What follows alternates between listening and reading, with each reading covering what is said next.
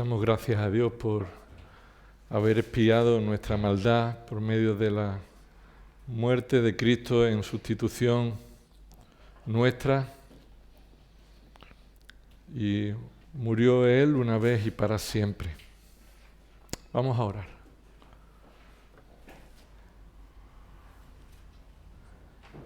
Señor, gracias por haber enviado a tu Hijo Jesucristo y haber sufrido los desprecios que debían caer sobre nosotros.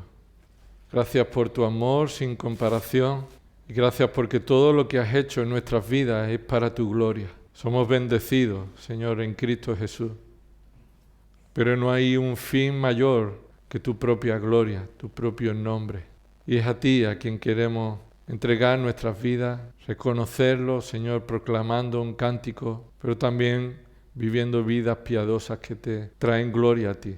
Porque solo es por medio de tu Espíritu Santo, por tu palabra, por la obra de Cristo, Señor, que ahora nuestros cuerpos pueden ser usados para la justicia. Pero no hay justicia en nosotros, no hay nada en nosotros por el que podamos jactarnos, sino nos gloriamos en Cristo Jesús. Y este es el Evangelio, Señor.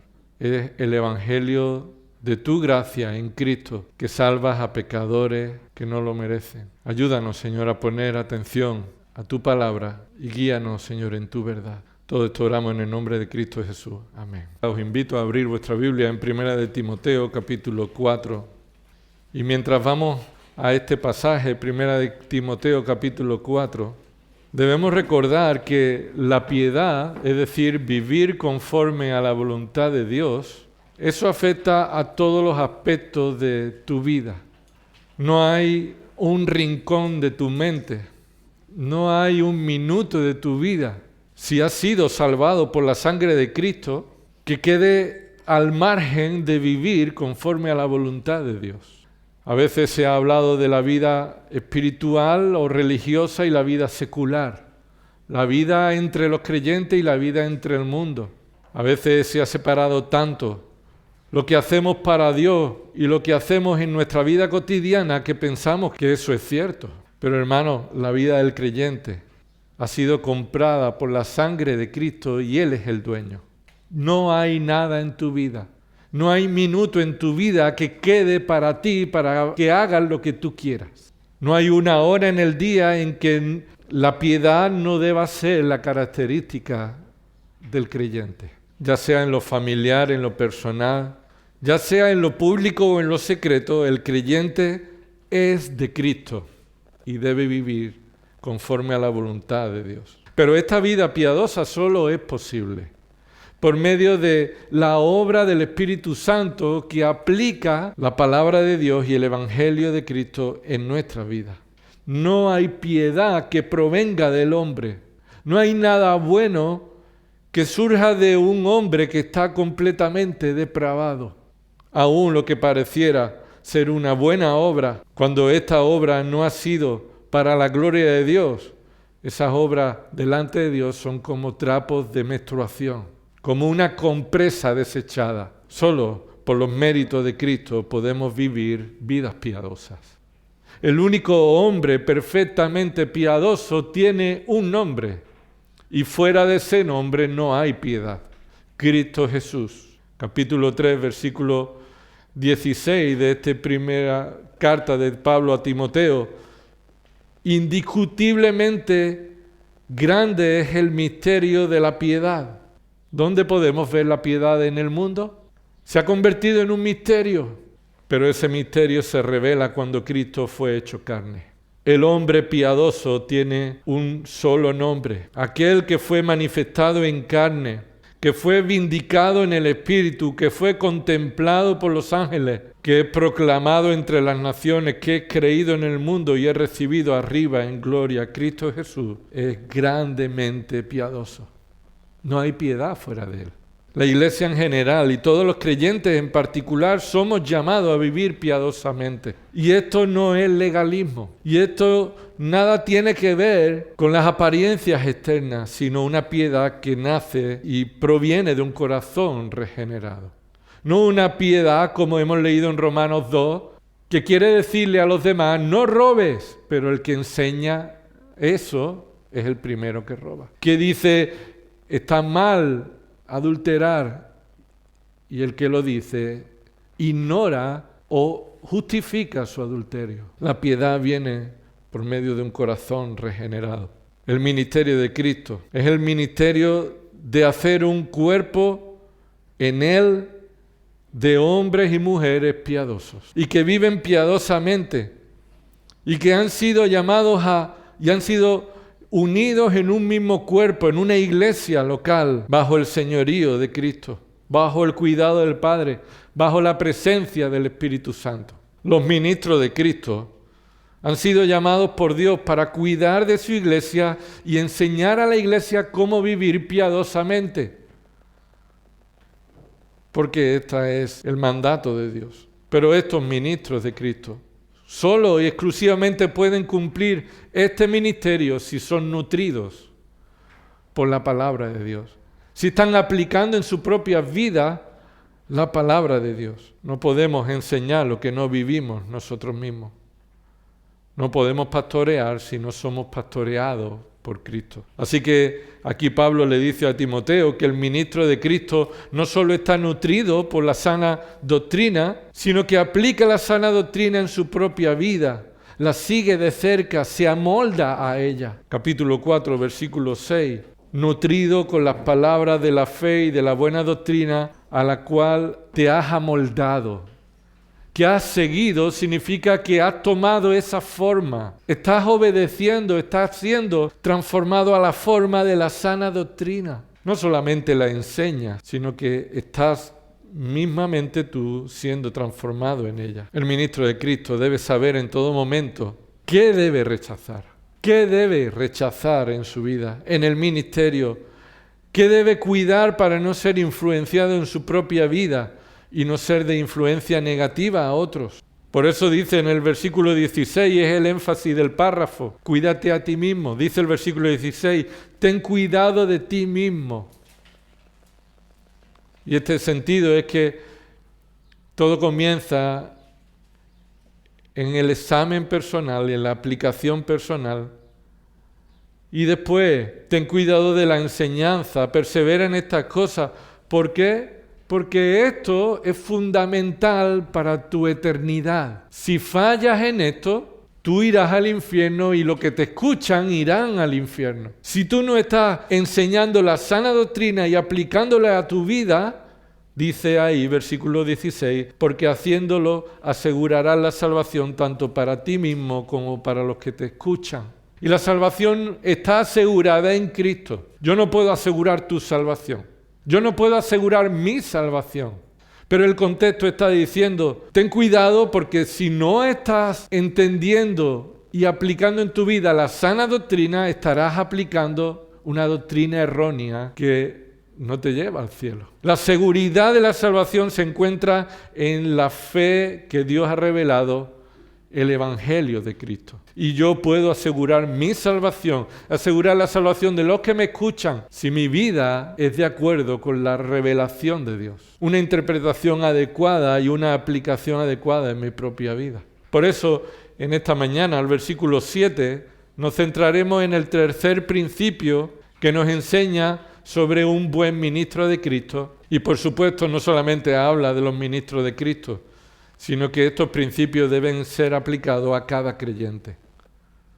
Para el ministro de Cristo, él será evaluado si estos principios están en su vida. Pero el creyente también debe vivir conforme a estos principios. Este es el tercer principio. Un ministro de Cristo rechaza los mitos de las tradiciones de los hombres. Rechaza los mitos de las tradiciones de los hombres. Primera de Timoteo, capítulo 4, versículos 6 y 7. Mira en tu Biblia lo que dice ahí la palabra del Señor. Al señalar estas cosas a los hermanos serás un buen ministro de Cristo. Un buen ministro de Cristo Jesús, nutrido con las palabras de la fe y de la buena doctrina que has seguido. Pero nada tengas que ver con las fábulas profanas, propias de viejas. Más bien, disciplínate a ti mismo para la piedad. Este es el tercer principio. pero está en un principio doble, en un mandamiento doble. No puede ser separado. Son dos mandamientos que están en el versículo 7, pero que funcionan como un contraste. Observa, el mandato tiene dos caras inseparables. Nada tengas que ver, es un mandato que no puede ser separado por disciplínate a ti mismo. Esos dos mandamientos forman parte, pudiéramos decir, como si fueran las dos caras de una misma moneda, los dos pedales de una misma bicicleta. No puedes hacer uno y descuidar otro. Y no puedes estar descuidando uno sin que eso afecte al otro mandato. Es como cuando Jesús enseñó que no podemos servir a dos señores, porque o amará a uno y rechazará al otro o viceversa. Y esto es así. Versículo 7. Hay dos mandatos inseparables, en forma de contraste, y los dos deben ser realizados por el buen ministro de Cristo y el creyente que glorifica a Dios. Es como un piragüista que para ir recto no puede estar dando solamente con la pala de un lado, porque estará dando vueltas y vueltas. El piragüista tiene un solo mástil con dos palas y mete una y a continuación tiene que meter la otra para llevar una dirección recta. Aquí Pablo está dando a Timoteo y nos está exponiendo la palabra de Dios por el Espíritu Santo dos mandatos inseparables. Si descuidas el mandato de no tener nada que ver con las doctrinas falsas, entonces estarás descuidando tu disciplina en la piedad. Los dos mandatos que el buen ministro de Cristo debe estar continuamente cumpliendo en sincronía son estos dos. Lo hemos visto, versículo 7, nada tengas que ver con fábulas. Y por otro lado, disciplínate para la piedad. Veamos por un momento y en esta mañana, el primer mandato es este, versículo 7. Pero nada tengas que ver con las fábulas profanas propias de viejas. Pero nada tengas que ver con las fábulas profanas propias de viejas. Y quiero que observes tres cosas en esta frase, tres cosas. En primer lugar, la advertencia. En segundo lugar, el mandato y en tercer lugar, el peligro. La advertencia, el mandato y el peligro. Veamos la advertencia, versículo 7. Pero nada tengas que ver. Y cada palabra de la Escritura ha salido de la boca de Dios y no debe ser ignorada. Así que observa esa palabra, pero esa es una palabra, una advertencia, una conjunción que resalta una advertencia con respecto a lo dicho anteriormente. ¿Qué es lo que se ha dicho anteriormente? Y que se hace necesaria una advertencia. El versículo 6 nos dice eso. Al señalar estas cosas a los hermanos, serás un buen ministro de Cristo Jesús, nutrido con las palabras de la fe y de la buena doctrina que has seguido. Y observa que ahí no hay nada negativo. Ahí no hay nada, ningún reproche. Todo lo que ahí se está diciendo en el versículo 6 es bueno, es positivo, es adecuado. Esto estás haciendo, si haces esto, es porque estás nutrido y eres un buen ministro. Qué bueno, ¿verdad? Pero se hace necesaria una advertencia para que no caigamos en el error de que todo termina ahí. Pero, y ahí viene esa advertencia, pero nada tengas que ver. Es necesario que nosotros no solamente pongamos atención de lo que tú eres consciente que estás haciendo bien. Timoteo está siendo consciente aquí de que Pablo le dice, mira, eres un buen ministro de Cristo si haces esto, nutrido, como tú has seguido. Y yo lo leo, si yo fuera Timoteo y diría, ¿ves? Bueno, no soy tan malo, estoy bien, estoy yendo bien, está bien la dirección. Pero hay una advertencia necesaria para cada creyente, en el momento sobre todo en el que parece que estamos satisfechos con nuestra situación. Satisfechos con nuestra situación. ¿Por qué es necesario esta advertencia? Primero porque es atractivo. Lo dicho anteriormente es atractivo. Resalta aquellas bondades que pueden verse en tu vida.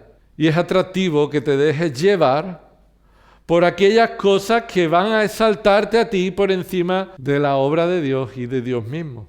La advertencia es porque muestra nuestra debilidad. Muestra que a pesar de que puedas ser un buen ministro, un buen creyente, que tú creas que estás en una buena iglesia, que crees una buena doctrina, cuidado porque tú eres débil. Porque si hay fortaleza en ti, no proviene de ti. Si hay sabiduría en ti, no viene de ti. Si hay algo bueno en ti, no es tuyo. Y por eso es necesario ser advertido. Pero, qué bendición poder ver la mano de Dios en nuestras vidas, su misericordia y su gracia. Pero cuidado, que eso te puede hacer perder de vista tu debilidad, tu peligro, porque es sutil. Así que necesitamos una advertencia, porque la sutileza es hacerte cosquillita a los oídos, dejarte llevar por el buen mensaje, por la autosatisfacción. Señor, gracias porque no me has hecho como ellos. Y puedes traer a tu memoria personas o iglesias o situaciones en las que tú no participarías, pero eso, cuidado, porque te llevaría al orgullo espiritual. Mira, si eres un buen creyente y crees que estás andando en piedad, porque lo ves en tu propia vida, reconoce esto: necesitas ser advertido de tu debilidad. Primera pregunta, ¿por qué le dice pero? Versículo 7, ¿por qué le dice pero? Pero nada tenga que ver con las fábulas profanas propias de vieja, porque Timoteo es propenso a eso. Y tú y yo somos propensos a eso. Somos débiles. Debemos ser advertidos de las consecuencias y la sutileza de poner el oído, de participar en un tándem de decir, bueno, hay doctrinas que son secundarias y pudiéramos... O bueno, no pasa nada con las cosas que no estén totalmente de acuerdo con la palabra de Dios, y empezamos a caer en esta debilidad. En definitiva, la advertencia es estar alerta. Pablo le está diciendo, está alerta. Eres un buen ministro de Cristo, y dice Timoteo, bueno, yo he seguido estas doctrinas. Y Pablo le dice, tú has seguido estas doctrinas. Y dice, pues aquí estoy. Y Pablo le dice, estás alerta. No bajes la guardia, porque puede llevar a Timoteo y a cualquiera de nosotros a tener una sensación de satisfacción. Señor, gracias por cómo soy, porque algo de cómo soy tiene que ver con algún mérito mío. Qué bien, gracias Señor que estoy cumpliendo mis tareas, estoy enseñando la palabra de Dios con humildad. Me siento un buen ministro de Cristo, me siento nutrido. Y la palabra de Dios te dice, pero, cuidado, está alerta.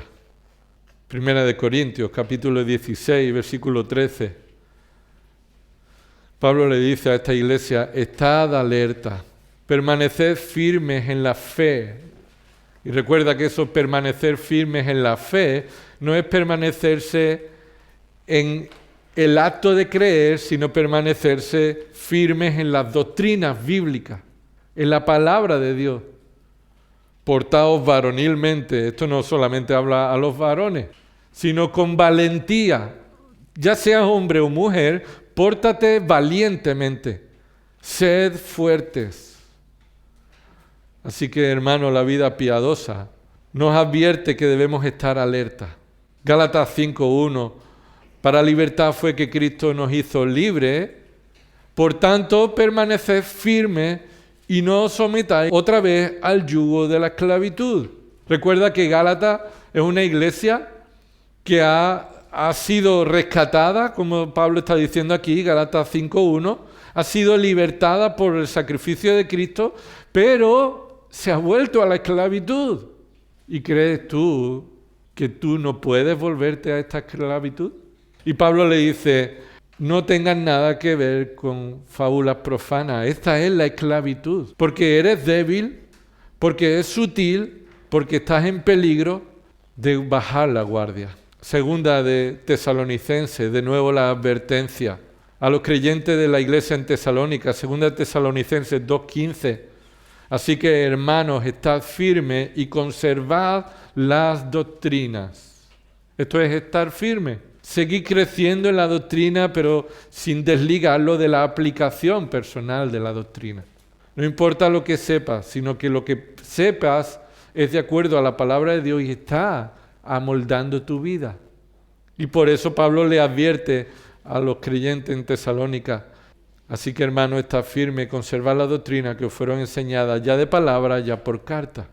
De nuevo, advertencia. Filipenses capítulo 1, versículo 27. Pablo está escribiendo a distintos creyentes en distintos lugares sobre la necesidad de vigilar, estar alerta. Filipenses 1, 27. Solamente comportaos de una manera digna del Evangelio, de modo que ya sea que vaya a veros o que permanezca ausente, pueda oír que vosotros estáis firmes en un mismo espíritu, luchando unánime por la fe del Evangelio. Así que puedes estar viendo que cada vez que Pablo advierte a una iglesia a estar firmes, se refiere a estar firmes en la fe, en la doctrina, pero no está desligado con la aplicación de la doctrina a nuestras vidas. Hebreos capítulo 10, versículo 23, de nuevo: mantengamos firme la profesión de nuestra esperanza sin vacilar, porque fiel es el que prometió.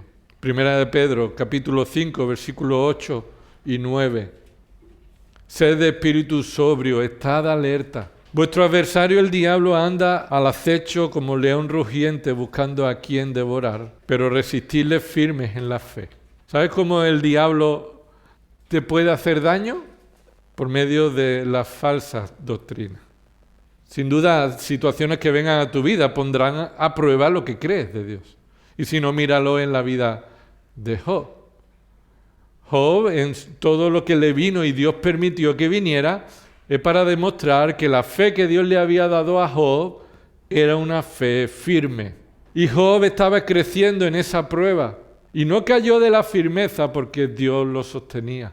Ahora debemos reconocer que es mandato hacia nosotros que estemos firmes, que estemos vigilantes, que atendamos la advertencia de no ser seducidos por el engaño o aquello que alimenta nuestro orgullo, nuestra soberbia. La vida piadosa incluye la conciencia de ser débil. Lo vuelvo a repetir. La vida piadosa incluye la conciencia de ser débil. Ser piadoso es ser consciente de tu dependencia de Cristo.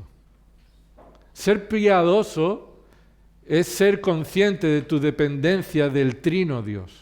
Ser piadoso no es vivir una vida concreta en tus fuerzas. Ser piadoso es reconocer la pecaminosidad que hay en tu vida, la debilidad que hay en tu ser, las sutilezas de las falsas doctrinas y tu dependencia del Espíritu Santo. Nuestros deseos pecaminosos han cambiado en la regeneración.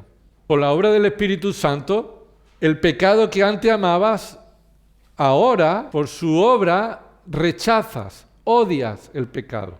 Y aquella justicia, aquella palabra de Dios, al Dios de la santidad que antes rechazábamos, ahora amamos. Pero debemos ser conscientes, hermano, que nuestro deseo pecaminoso ha cambiado, pero no ha desaparecido.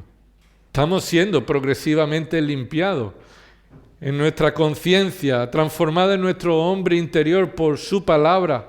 Estamos siendo renovados en nuestra mente por la palabra de verdad. Estamos creciendo en madurez y se caracteriza porque no pierdes de vista quién eres y quién es Cristo. Soy un pecador, salvado por gracia y continúo necesitando esa gracia, porque aún continúo siendo pecador.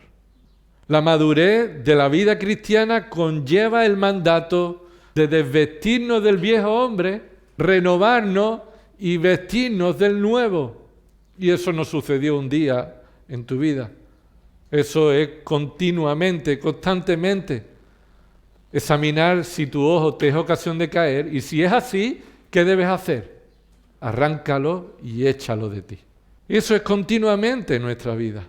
¿Qué jactancia hay en haber sido salvado por la elección del Padre, por la obra redentora del Hijo y por la regeneración del Espíritu. ¿Qué jactancia hay en ti en eso? Ninguna. Pero hermano, ahora salvados, no estamos aislados ni estamos alejados de la posibilidad de caer de nuevo en la esclavitud, en la soberbia. Por eso enfatizo, necesitamos ser advertidos. Pablo le dice, pero nada tengas que ver porque ese es un peligro latente. Continúas estando en peligro de desviarte a lo fácil y de pensar que tú ya estás nutrido, ole por ti. Ya se acabaron tus problemas, ¿verdad? No es así.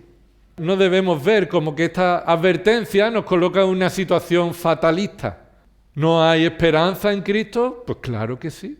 Y precisamente esa es la esperanza del creyente, que ha sido salvado por gracia y es provisto de esa gracia para continuar en obediencia al Señor, pero cuando peca se arrepiente y toma conciencia de que continuamos necesitando su gracia. Ahora, el discernimiento espiritual no debe llevarnos al aislamiento de la hipocresía. Lo vuelvo a repetir. Tener un discernimiento espiritual no debe llevarnos al aislamiento hipócrita, al fatalismo. Somos los únicos buenos. Eso podría caer Timoteo en decir, vaya iglesia la de Éfeso. Ni los hombres, ni las mujeres, ni los pastores, ni los diáconos. Pero esta iglesia, ¿qué es? ¿Verdad? Estamos estudiándolo y tú quieres ser parte de la iglesia de Éfeso, ya lo eres. Pero no podemos caer en este error. Que Pablo está ahí, por eso versículo 7, pero nada tengas que ver. Estás nutrido, pero cuídate. No eres tú perfecto. No caigas en el error. No podemos caer en el error fatalista. Y cuando meditaba en esto esta semana, me vino a la mente, por la obra del Espíritu, Él recuerda la palabra. Lo que hemos estudiado de la palabra, el Espíritu te lo trae a la mente. Y pensaba, ¿quién es un fatalista? ¿Y quién tiene una visión fatalista que pudiera parecerse a la de Timoteo en un contexto en el que parece que él es el único nutrido? ¿O puede parecerse a mi vida y nuestra vida pensando que estamos en una situación ideal y todos los demás están equivocados? Elías. Pensé en Elías y estuve meditando en esto y quiero llevaros a meditar en esto. ¿Qué pasó con Elías? ¿Recuerda lo que dijo Elías en uno de los momentos más oscuros de la vida de Israel? Vayamos a Primera de Reyes, capítulo 18. Y puede ser que no pasemos al segundo punto del mandato. Puede ser que se quede para otra semana, pero es que no me puedo resistir a exponer esto. Primera de Reyes, capítulo 18. Elías se enfrenta a los sacerdotes de Baal y no vamos a leer todo el texto, algunos versículos vamos a resaltar. Así que Elías se enfrenta a los sacerdotes de Baal para confrontar al pueblo de Israel porque se ha desviado a la idolatría. Se ha desviado a la idolatría. Así que el rey Acab, junto con su mujer Jezabel, lleva al pueblo de Israel a la idolatría de Baal. Elías reta al pueblo. Primera de Reyes, capítulo 18. En el versículo 20 podemos leer esto. Acab envió un mensaje a todos los hijos de Israel y reunió a todos los profetas en el monte Carmelo. Creo que todos estamos familiarizados con esta escena. Elías, versículo 21, se acercó a todo el pueblo y dijo, ¿hasta cuándo vacilaréis entre dos opiniones? Y yo pienso, Timoteo puede estar diciendo esto en Éfeso. Timoteo puede llegar un momento en decir, oye, aquí se está enseñando una doctrina falsa, aquí hay que poner orden. ¿Hasta cuándo estáis vacilando entre dos cuestiones? Muchos de nosotros podríamos sentirnos de esta manera.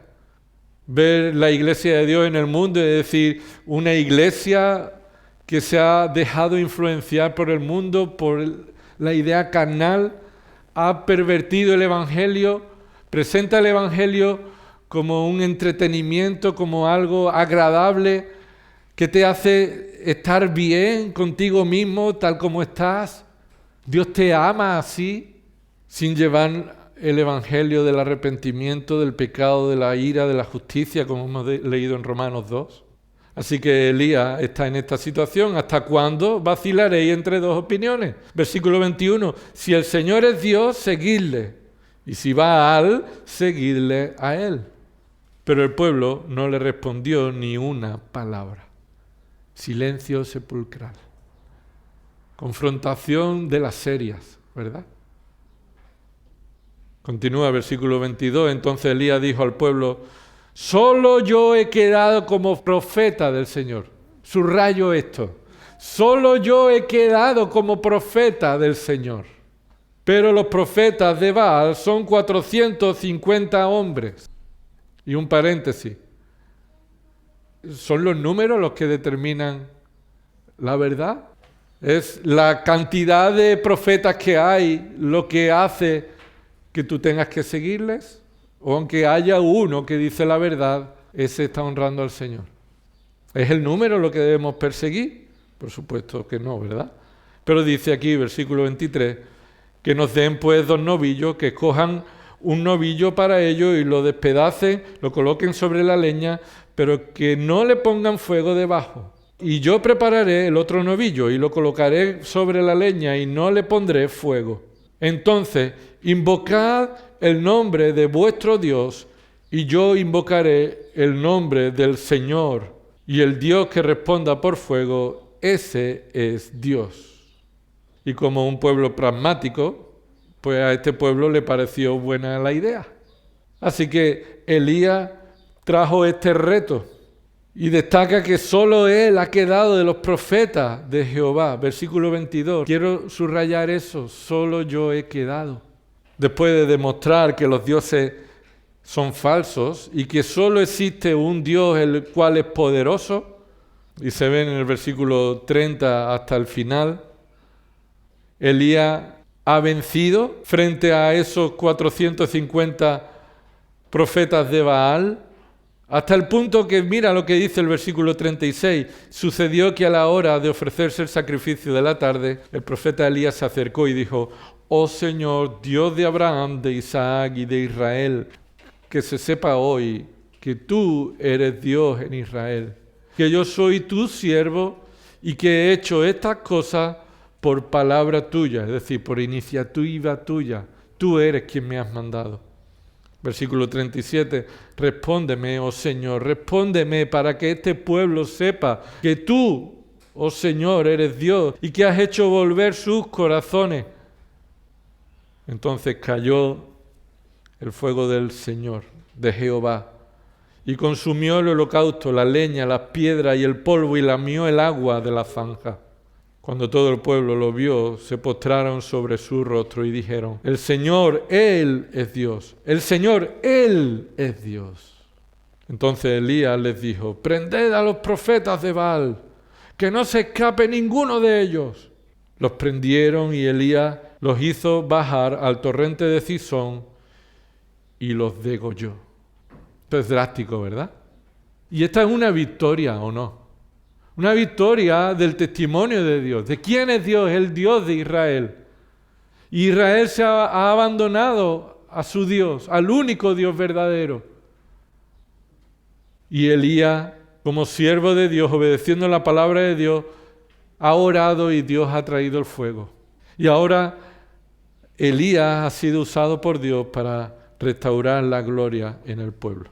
Observa el capítulo 19, versículo 1. Acab le contó a Jezabel todo lo que Elías había hecho y cómo había matado a espada a todos los profetas. Entonces Jezabel envió un mensajero a Elías diciendo: así me hagan los dioses y aún me añadan, si mañana a esta hora yo no he puesto tu vida como la vida de uno de ellos. Capítulo 19, versículos 1 y 2.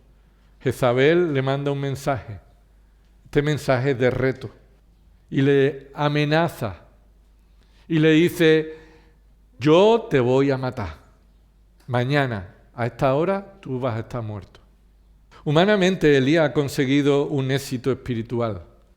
frente a la falsa doctrina, a la falsa religión, pero se aferra a la autocompasión, se aferra al autolamento cuando Jezabel le envía la amenaza.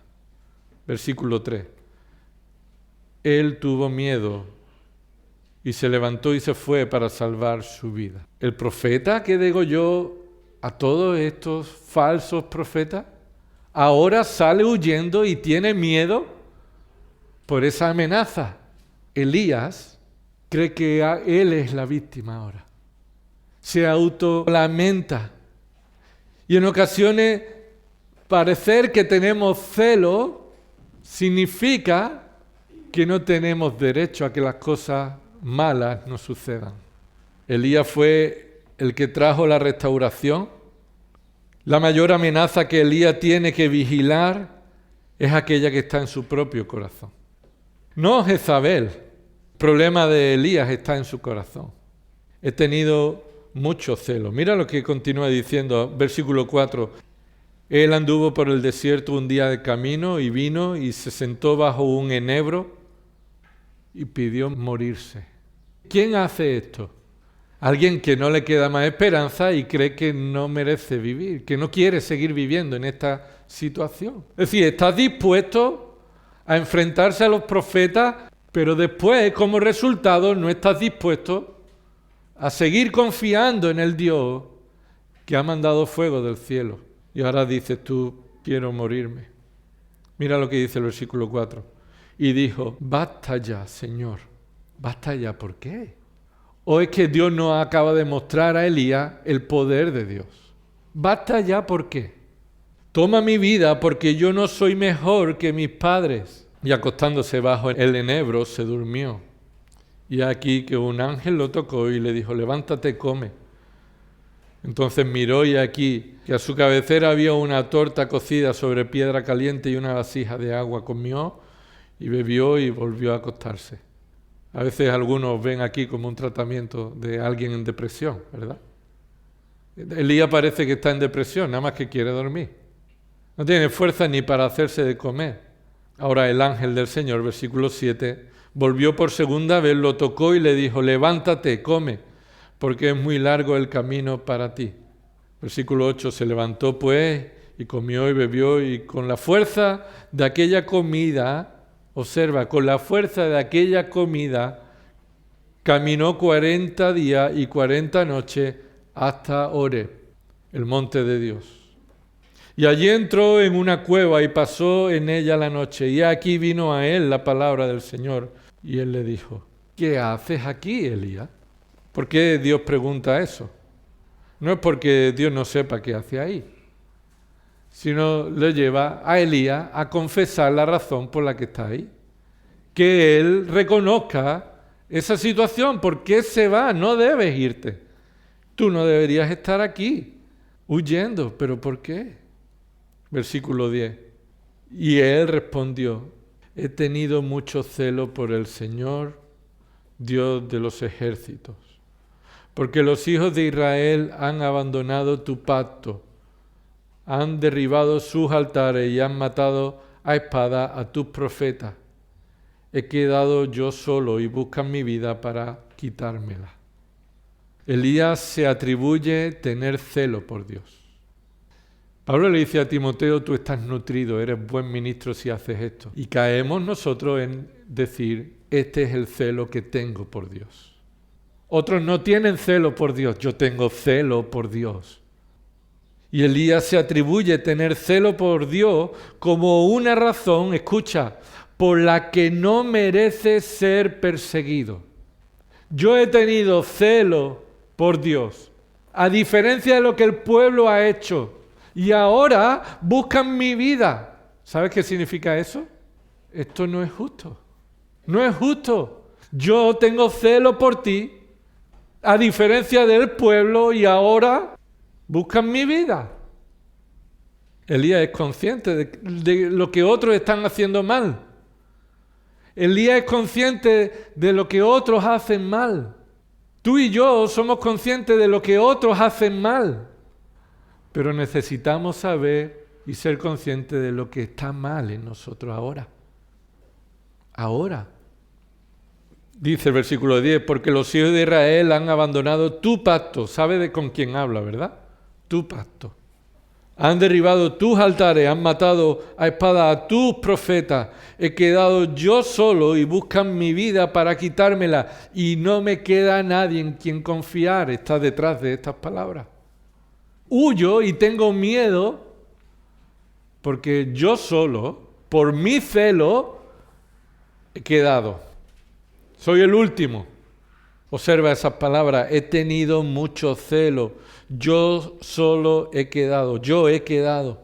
Y aunque esto es cierto que lo que Elías dice, aunque es cierto que él tiene celo y él solo ha quedado, y esto es cierto en tu vida y en mi vida, aunque es cierto en que tú crees en la sana doctrina y puedes ser de aquellos poquitos que se mantienen fieles a la sana doctrina, aquí hay una ausencia de declaración verdadera. El celo no es tuyo. Mantenerte fiel no viene de ti. No eres mejor que los demás. Eso sí es cierto. No soy mejor que mis padres. Pero todavía se aferra a que tengo celo por ti, cuando el celo es el resultado de la gracia de Dios en ti. En ocasiones podemos llegar a pensar esto, que estamos nutridos en la sana doctrina que otros rechazan. Procuramos vivir piadosamente a diferencia de otros que tú eres consciente de sus pecados, pero aquí la cuestión es, el discernimiento comienza examinando tu vida. No elevando el celo como una gloria y honra propia, sino centrar tu gloria en Dios, su fidelidad, su palabra. No eres más sabio que otros porque creas una doctrina concreta que otros rechazan. Y somos conscientes, muchos, si no la mayoría, si no todos, somos conscientes que muchas cosas que hoy creemos, antes no las creía. Antes no las aceptaba. Y con la paciencia que caracteriza a Dios frente a nuestra inmadurez de niños chicos, como Elías, Dios responde. La escena solo nos muestra un contraste entre lo que Elías hace y lo que el pueblo hace, pero Elías se ha olvidado de quién le da el celo. Y Dios le pregunta, ¿qué haces aquí? Versículo 23. Versículo 22. Después del versículo 11 en adelante, después del versículo 11 y 12, que Dios hace mostrar su gloria, leámoslo. Versículo 11. Entonces Dios dijo, sal y ponte en el monte delante del Señor. Y aquí que el Señor pasaba y un grande y poderoso viento destrozaba los montes y quebraba las peñas delante del Señor, pero el Señor no estaba en el viento. Después del viento un terremoto, pero el Señor no estaba en el terremoto. Después del terremoto un fuego, pero el Señor no estaba en el fuego. Y después del fuego, el susurro de una brisa apacible. Y sucedió que cuando Elías lo oyó, se cubrió el rostro con su mano y salió y se puso a la entrada de la cueva, y he aquí una voz vino a él y le dijo, ¿qué haces aquí, Elías? ¿Qué haces aquí, Elías? Y el contexto nos dice que es Dios mismo quien está hablándole a Elías y le pregunta, no por desconocimiento, como hemos dicho, sino como una pregunta instructiva que busca enseñarle a Elías algo. La respuesta de Elías es calcada al versículo 10. Observa el versículo 14. Dice las mismas palabras. Y él respondió, he tenido mucho celo por el Señor, Dios de los ejércitos, porque los hijos de Israel han abandonado tu pacto, han derribado tus altares y han matado a espada a tus profetas. He quedado yo solo y buscan mi vida para quitármela. Recuerda de nuevo que aquí Elías nos dice, y tú me has mantenido aquí solo. No dice, tú me has dado este celo y yo soy tu siervo. En aquella oración, en el capítulo 18, sí, soy tu siervo, estoy haciendo lo que tú quieres. Y cuando cae el fuego del cielo, algo cambia o algo sucede en el corazón de Elías que lo lleva a esta actitud de autosuficiencia, de autolamento. Dios responde a esta palabra con un mandato instructivo. Versículo 15. El Señor le dice: ve, regresa por tu camino al desierto de Damasco, y cuando hayas llegado ungirás a Hazael por rey sobre Aram, y a Jehú, hijo de Nimsi, ungirás por rey sobre Israel, y a Eliseo, hijo de Safat, de Abel Meola, ungirás por profeta en tu lugar. Así que Dios le da este mandato instructivo, le da una tarea que cumplir, y por medio de esta tarea Dios le va a enseñar algo. ¿Qué le va a enseñar? Que hay dos reyes que tiene que ungir, hay un profeta que le va a sustituir, porque él no es imprescindible. Porque ¿qué importa el celo que tú tengas? La gloria de Dios no depende del celo de los hombres. La gloria de Dios no va a menguar porque no haya ningún hombre en la tierra con celo. Eso no significa que Dios no sea glorioso. Y ahora tú te ves con celo por la palabra, con celo por la doctrina, queriendo obedecer a Dios, y utilizas el celo para traer orgullo a tu vida. Y te lamentas porque estás sufriendo lo que crees que no te merece. Yo tengo celo, yo solo he quedado, yo. Y versículo 17. Sucederá que al que escape de la espada de Hazael, Jehú lo matará, y al que escape de la espada de Jehú, Eliseo lo matará.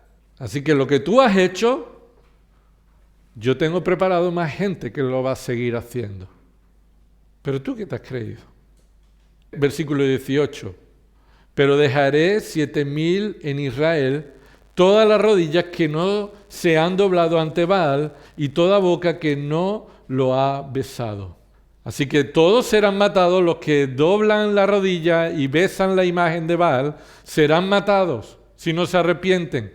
Pero el que pensaba que estaba solo, ahora recibe una aguantada sin mano, ¿no? Como solemos decir, una aguantada sin mano. ¿Tú qué te creías? ¿Que si Jezabel te mataba ya no había esperanza para Israel? Y escucha esa advertencia que Pablo le hace a Timoteo. El buen ministro de Cristo enseña la palabra, está nutrido, pero no debe olvidarse quién es. Y no debemos olvidarnos quiénes somos. Hombres débiles, que como nos deje un hueco para el pecado, allí vamos. Que aún en medio del celo lo utilizamos para nuestro orgullo. No solo debemos observar los mandatos de mantenernos firmes en la fe, sino escuchar la advertencia sobre cómo debemos estar firmes sin olvidar que es Dios quien produce tu firmeza. Es Dios quien produce la piedad. Es Dios quien produce el celo. Es Dios quien sostiene su iglesia. Y ya sea que Dios quisiera que la iglesia de Alcosa fuera la única en el mundo con la sana doctrina, no tienes derecho a sentirte orgulloso. En primer lugar, porque no hay nada bueno en nosotros. En segundo lugar, porque el Señor es quien tiene guardado a 7,000 en Israel. El Señor es quien sostiene a su iglesia fiel a su doctrina. La sana doctrina no está preservada por ti, sino por el Dios de la gracia. Su palabra infalible y suficiente tiene poder para romper la mentira y no necesita tu ingenio, necesita tu vida piadosa. Así que, hermanos, necesitamos ser advertidos. Si Dios quiere, la semana que viene continuaremos. Señor, gracias por tu palabra. No permita, Señor, que en nuestro corazón se encuentre el orgullo por pensar que somos los más puros, porque somos, de alguna manera, por nosotros mismos, fieles a tu palabra. Necesitamos de ti, Padre. Separado de ti, nada podemos hacer que traiga gloria a tu nombre. Nada bueno, nada limpio, nada puro. Nada de eso sale de nuestra mente separado de ti.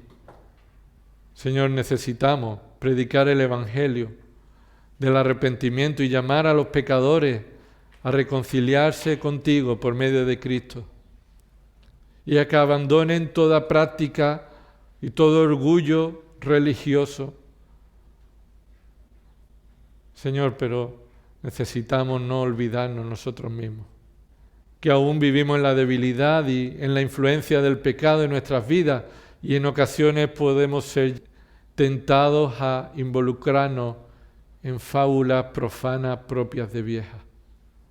Y todo eso comienza en nuestro corazón, ignorando el ojo que nos hace caer, la mano que nos hace caer. Señor, trae convicción de pecado a nuestras vidas.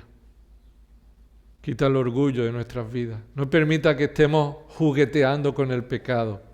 Nada bueno viene de eso, Señor. Y te adoramos porque solo tú mereces la gloria. Y ayúdanos a participar de este pan y este vino. Examinar nuestras vidas, Señor, ante esta realidad. Y no participar del pan y el vino, Señor, confiando en nuestro celo. Señor, sino que participemos del pan y el vino, exaltando a Cristo como el piadoso y el Salvador de la Iglesia, el Señor de su Iglesia. Todo esto oramos en el nombre de Jesús. Amén.